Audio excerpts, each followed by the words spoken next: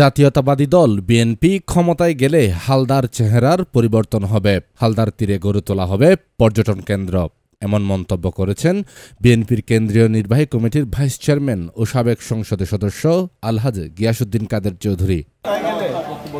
হালদার চেহারার পরিবর্তন, আমরা যদি ক্ষমতায় যাই এই পর্যটক একটা এলাকা এই হালদার তীরে গড়ে উঠবে। সোমবার ৯ জুন দুপুরে হালদা নদীর প্রাকৃতিক মৎস্য প্রজনন ক্ষেত্র উন্নয়ন ও ব্যবস্থাপনা প্রকল্পের চলমান কাজ এবং হ্যাচারি পরিদর্শন শেষে সাংবাদিকদের ব্রিফিংকালে তিনি এ মন্তব্য করেন। এ সময় উপস্থিত ছিলেন রাউজান উপজেলা বিএনপির যুগ্ম আহ্বায়ক ফিরোজ আহমেদ, জুয়েল চৌধুরী, চট্টগ্রাম উত্তর জেলা যুবদলের সহসভাপতি মোজাম্মেল হক, বিশিষ্ট ক্রীড়ানুরাগী সালাউদ্দিন তালুকদার, উত্তর জেলা যুবদলের সহ সাধারণ সম্পাদক মাসুদ আলম, সহ সাংগঠনিক সম্পাদক ইকবাল চৌধুরী, মোজাম্মেল হোসেন চৌধুরী রাসেল, তসলিম উদ্দিন, রিয়াজউদ্দিন চৌধুরী, নিজামউদ্দিন চৌধুরী সুজন, সোহেল চৌধুরী, বিশিষ্ট ব্যবসায়ী ও রাউজান উপজেলা শান্তির দ্বীপ কেন্দ্রীয় সমবায় সমিতি লিমিটেডের সাবেক ভাইস চেয়ারম্যান মীর মোহাম্মদ মঞ্জুর আলম মঞ্জু, বিএনপি নেতা মীর মোহাম্মদ হাসান, হোসেন চৌধুরী, প্রধান শিক্ষক এসকান্দর করিম, সমাজ পরিচালনা পরিষদের সভাপতি মোহাম্মদ বেদার মিয়া, নাজিম উদ্দিন, শাহ আলম, তৌহিদ, জাহাঙ্গীর, রোকন, আকবর, মাওলানা আমির হোসেন, এছাড়াও হালদা প্রকল্প সংশ্লিষ্ট সহ হালদার ডিম আহরণকারী ও বিএনপি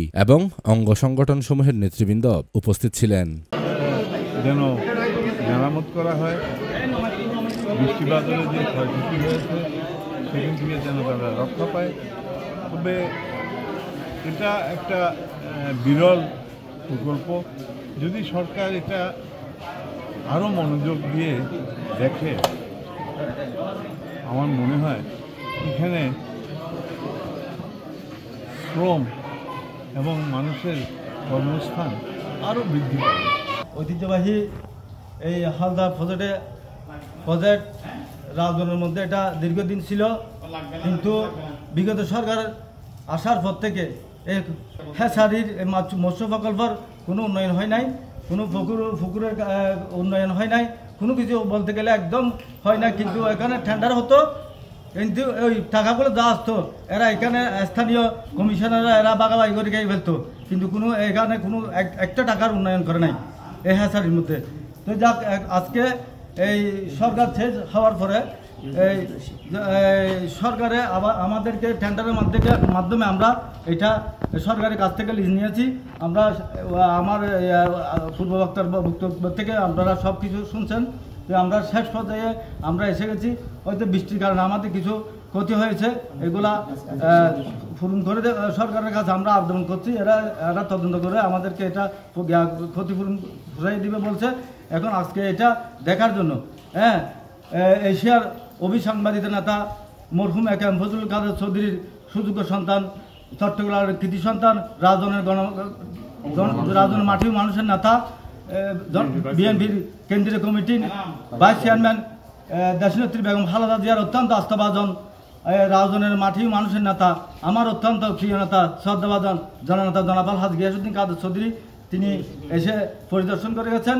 উনি আমাদেরকে আপনাদের মাধ্যমে আশ্বস্ত করেছেন, জনগণ এই এলাকার মানুষকে আশ্বস্ত করেছেন, এবং উনি এখানে কিছু ব্রিজের এবং রাস্তার এবং অবস্থানের জন্য মাটি ভরার জন্য তিনি আশ্বস্ত করে গেছেন। ইনশাল্লাহ এগুলা পর্যায়ক্রমে হবে। তো উনি এখানে আছে, আমরা ওনাকে ধন্যবাদ জানাই।